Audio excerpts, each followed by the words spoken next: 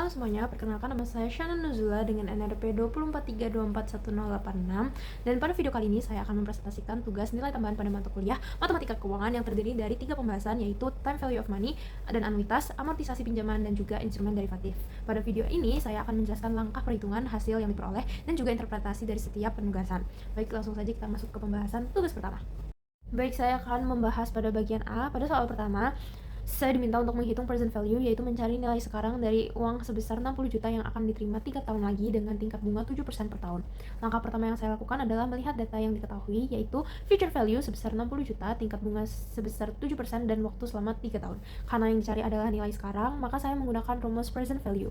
Setelah semua data dimasukkan ke dalam rumus, diperoleh hasil sebesar 48.977.668,85, yang artinya jika uang 60 juta yang diterima 3 tahun lagi dihitung ke nilai saat ini, nilainya hanya sekitar 48,9 juta. Oleh karena itu, apabila diberi pilihan menerima 50 juta sekarang atau 60 juta 3 tahun lagi, maka pilihannya menerima 50 juta sekarang lebih menguntungkan karena nilainya lebih besar. Selanjutnya, saya menghitung future value. Pada soal diketahui terdapat dana sebesar 50 juta yang diinvestasikan selama 5 tahun dengan bunga majemuk sebesar 7% per tahun. Karena yang ingin dicari adalah nilai uang di masa depan, saya menggunakan rumus future value. Setelah nilai yang diketahui dimasukkan ke dalam rumus, diperoleh hasil sebesar 70.120.586,50, yang artinya uang sebesar 50 juta akan berkembang menjadi 70 juta setelah 5 tahun. Hal ini menunjukkan bahwa semakin lama uang diinvestasikan, maka nilai akan semakin bertambah karena adanya bunga majemuk. Selanjutnya saya akan masuk ke bagian B mengenai anuitas. Pada soal pertama, saya diminta untuk menentukan berapa besar tabungan yang harus disisihkan setiap bulan agar waktu 24 bulan dapat terkumpul dana sebesar 24 juta. Diketahui target dana sebesar 24 juta, bunga sebesar 0,5% per bulan, dan jangka waktu selama 24 bulan. Karena yang dicari adalah besar setoran setiap bulan, maka saya menggunakan rumus anuitas. Dan dari hasil perhitungan yang saya peroleh bahwa Rara perlu menabung sekitar 943.694,65 setiap akhir bulan agar target dana tersebut dapat tercapai. Kemudian pada soal berikutnya diketahui bahwa Rara menabung sebesar 1,5 setiap bulan selama 2 tahun. Untuk mengetahui total dana yang terkumpul, saya menggunakan rumus future value anuitas.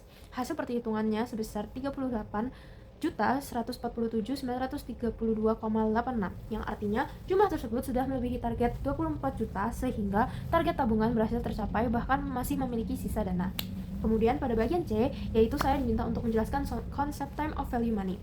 Menurut saya, menjelaskan bahwa uang dimiliki saat ini atau 1 juta yang kita miliki saat ini lebih berharga dibanding jumlah uang 1 juta di masa depan. Hal ini karena uang yang dimiliki sekarang dapat diinvestasikan sehingga menghasilkan keuntungan. Selain itu, adanya inflasi menyebabkan daya beli uang di masa depan menjadi lebih rendah. Oleh karena itu, waktu merupakan faktor penting dalam pengambilan keputusan keuangan. Selanjutnya, saya akan membahas tugas 2, yaitu amortisasi pinjaman. Pada soal ini, dapat diketahui bahwa Bima meminjam uang sebesar 30 juta dengan bunga 1% per tahun atau 12% per tahun selama 12 bulan menggunakan sistem anuitas, sehingga angsuran setiap bulan akan tetap. Langkah pertama yang saya lakukan adalah menghitung PMT atau besar angsuran bulanan. Karena pada soal dapat diketahui jumlah pinjaman, tingkat bunga, dan jangka waktu, maka saya akan menggunakan rumus PMT. Dari perhitungan yang saya peroleh, dapat dilihat bahwa angsuran sebesar 2.665.463,66, yang artinya setiap bulan Bima harus membayar cicilan dengan jumlah yang sama sehingga pinjamannya lunas. Selanjutnya, saya membuat tabel amortisasi, yang dimana tabel ini menunjukkan angsuran bulanan, bunga, pembayaran pokok, dan sisa pinjaman. Dari tabel dapat dilihat bahwa meskipun jumlah angsurannya tetap, komposisi bunga dan pokok selalu berubah. Pada bulan pertama, bunga masih sebesar 300.000 karena dihitung dari sisa pinjaman yang masih penuh, yaitu 30 juta. Setelah sebagian pokok dibayar, sisa pinjaman berkurang menjadi sekitar 27,6 juta sehingga bunga pada bulan berikutnya ikut menurun. Kondisi ini terus berlanjut sehingga bulan ke-12. Semakin kecil sisa pinjaman, maka bunga yang dibayarkan juga semakin kecil, dan juga sebaliknya, pembayaran pokok menjadi lebih besar hingga akhirnya sisa pinjaman menjadi 0 rupiah, yang berarti pinjaman telah lunas. Selanjutnya, saya menghitung total bunga selama masa pinjaman, dan hasil dari seluruh total pinjaman dapat dilihat sekitar 1.985.563,92. Nilai ini merupakan biaya tambahan yang harus dibayar selain pokok pinjaman. Saya juga membuat grafik amortisasi dan dapat dilihat bahwa dari grafik garis bunga terus menurun, Sedangkan garis pembayaran pokok terus meningkat. Hal ini terjadi karena bunga dihitung berdasarkan sisa pinjaman. Semakin kecil sisa pinjaman, maka semakin kecil pula bunga yang harus dibayar. Karena angsurannya tetap, maka porsi pembayaran pokok otomatis menjadi lebih besar. Terakhir, jika tenor diperpanjang menjadi 24 bulan, maka angsuran per bulan akan lebih kecil karena pembayaran dibagi dalam waktu yang lebih lama. Namun, total bunga yang harus dibayar justru menjadi lebih besar karena bunga dihitung selama masa pinjaman yang lebih panjang. Jadi, dapat disimpulkan bahwa tenor yang lebih panjang membuat cicilan bunga lebih ringan, tetapi total biaya pinjaman menjadi lebih mahal.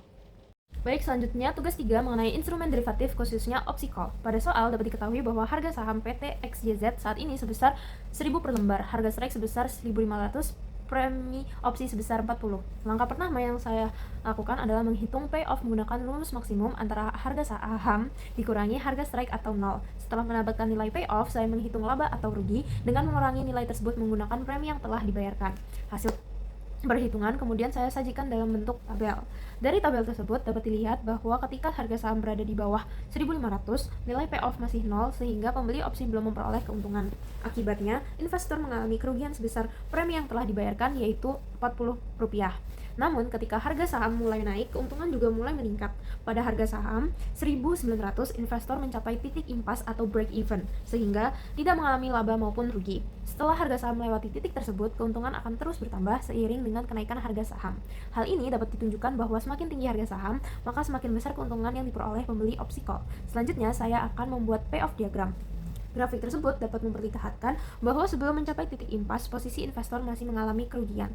Setelah melewati break even, garis keuntungan terus meningkat. Grafik ini mempermudah kita untuk melihat hubungan antara perubahan harga saham dengan keuntungan yang diperoleh oleh investor.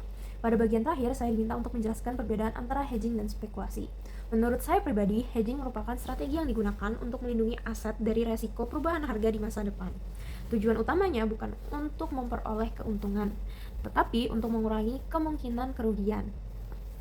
Sedangkan spekulasi dilakukan dengan tujuan untuk memperoleh keuntungan dari perubahan harga pasar.